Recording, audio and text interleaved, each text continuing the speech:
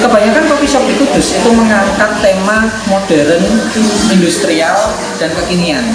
Kemudian di pabrik kopi Semangat sendiri kami lebih mengangkat ke vintage atau jadul. Itu alasan kenapa kami pada akhirnya memilih bangunan ini yang tadinya bangunan tua, bangunan jadul atau mungkin bangunan zaman Belanda, untuk kita sesuaikan, kita align dengan tema yang akan kita angkat, yaitu akulturasi budaya antara Indonesia dan Belanda di masa lalu.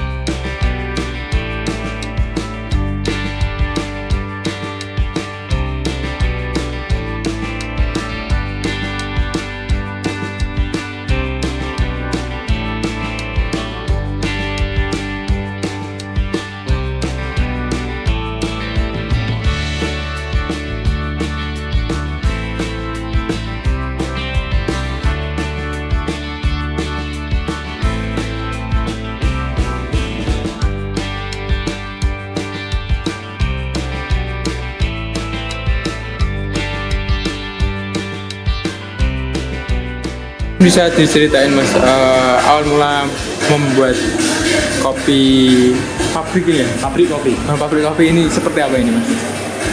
Oke, jadi pabrik kopi Semangat ini memang saya dirikan di Kudus. Jika sering muncul banyak pertanyaan, kenapa Kudus, kenapa tidak kota-kota besar yang lainnya?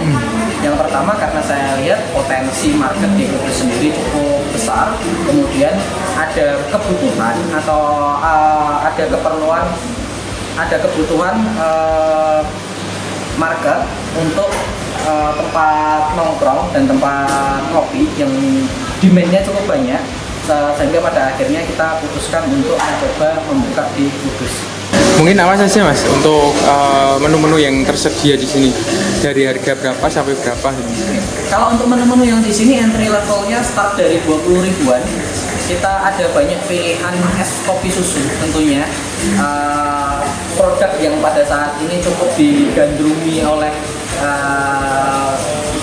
Gen Z, anak-anak muda sampai bahkan yang sudah usia settle pun cukup menggandrungi es kopi susu. Jadi kita ada banyak pilihan di es kopi susu. Kemudian kita juga ada menu klasik kopi, ada espresso, cappuccino, latte dan lain-lain. Kemudian kita juga punya twist dari produk dari klasik, yaitu americano. Kita punya twist americano, kita pakai jam. Jadi americano tapi kita tambahkan dengan jam yang ada fruit chunk-nya. Jadi lebih unik. Yang membedakan dengan kopi-kopi shop lainnya itu apa Mas? Oke, diferensiasi antara kopi Semangat dan tempat-tempat lainnya. Mungkin supaya lebih mudah, skupnya di Kudus saja ya. Gitu. Kebanyakan coffee shop di Kudus itu mengangkat tema modern, industrial, dan kekinian. Kemudian di pabrik kopi Semangat sendiri kami lebih mengangkat ke vintage atau jadul. Itu alasan kenapa kami pada akhirnya memilih bangunan ini yang tadinya bangunan tua, bangunan jadul atau mungkin bangunan zaman Belanda, untuk kita sesuaikan, kita align dengan tema yang akan kita angkat, yaitu akulturasi budaya antara Indonesia dan Belanda di masa lalu.